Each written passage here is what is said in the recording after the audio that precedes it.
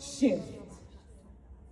To move or cause something to change position, direction, or focus, shift. A change or movement from one state, place, or position to another, shift. Can mean a transformation or realignment, moving from one level, one season, or understanding to another, shift. A divine movement or transition where God changes your position, perspective, or season to align you with his purpose.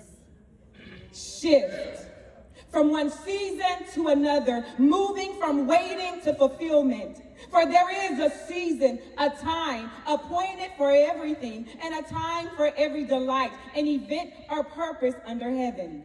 Ecclesiastes 3:1. Shift from bondage to freedom, God-breaking cycles of habits or spiritual strongholds. So if the Son makes you free, then you are tremendously free indeed. John 8:36. Shift from confusion to clarity, gaining revelation, wisdom, and direction. For God is not the God of confusion and disorder, but of peace and order. 1 Corinthians 14:33. Shift from fear to faith, a repositioning of your trust in God. For God did not give us the spirit of fear, of timidity, or cowardice, but he has given us a spirit of power and of love and of sound judgment and personal discipline, with the ability to remain calm, well-balanced, and self-controlled. 2 Timothy 1:7. For it was in the beginning, before all time, was the Word. Christ, and the Word was God, and the Word was with God all by himself. He was continually existing, the beginning, co-eternally with God. All things were made and came into existence through him, and without him, not even one thing was made that has come into being. In him was life, and the power to bestow life, and life was the light of men. The light shines on in the darkness, and the darkness did not understand it or overpower it or appropriate it or absorb it, and it was not receptive to it. And the Word Christ became flesh and lived among us, and we actually saw his glory. Glory as belongs to the one and only begotten Son of the Father, the Son who is truly unique, the only one of his kind, who is full of grace, truth, and absolutely free of deception. Something shifted. Before the beginning of time and before humanity was conceived, God was God all by himself, and yet in his divinity he perceived that something was still missing and that there was still more for him to do, that his greatest accomplishment yet would be the creation of I and you.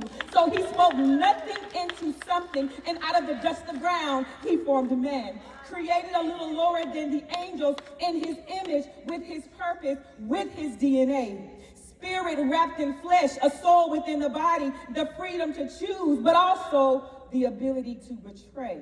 Betray the truth that you know because you accepted a lie that was a maybe. Oh, the enemy knew what he was doing when he whispered, "Did God really say?"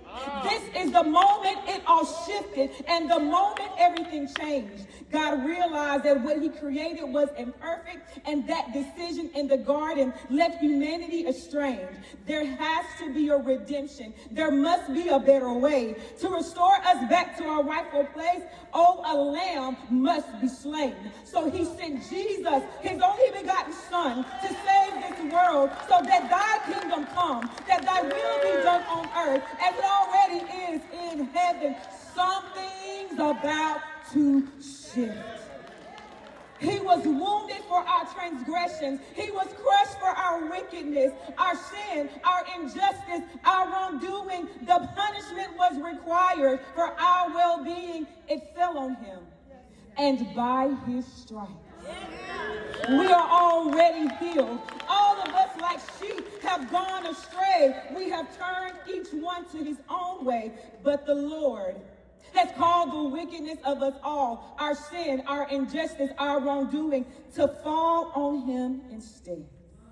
He was oppressed, he was afflicted, yet he did not open his mouth. Like a lamb that is led to slaughter, and like a sheep that is silent before her shearers, so he did not open his mouth. After oppression, judgment, he was taken away. And for his generation, who among them concerned himself with the fact that he was cut off from the land of the living by his death? For the transgression of my people, to whom the stroke of death was due.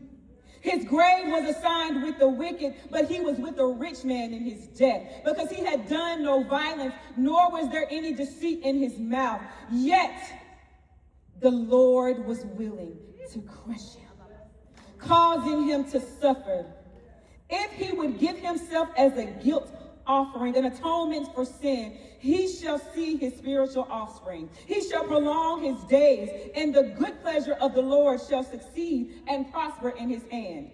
As a result of the anguish of his soul, he shall see it and be satisfied. By his knowledge of what he has accomplished, the righteous one, my servant, shall justify the many, making of them righteousness before God. Isaiah 53, 5 through 12. You thought I was worth saving. Even when I had no self-esteem, you thought I was to die for, and it was your good pleasure to redeem. Oh, it was amazing grace.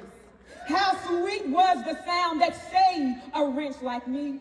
I once was lost, but now I am found, was blind, but now I can see. Do you see it? Do you understand? It was all a setup. Yes. It was written in the plan. He willingly laid down his life that day at Calvary. His sacrifice is available to you, but where is your expectancy? He paid it all. Your only cost is that you must die to self. Something will shift in your life when you choose Jesus Christ. Can you hear it? Do you feel it? Oh, something's about to shift.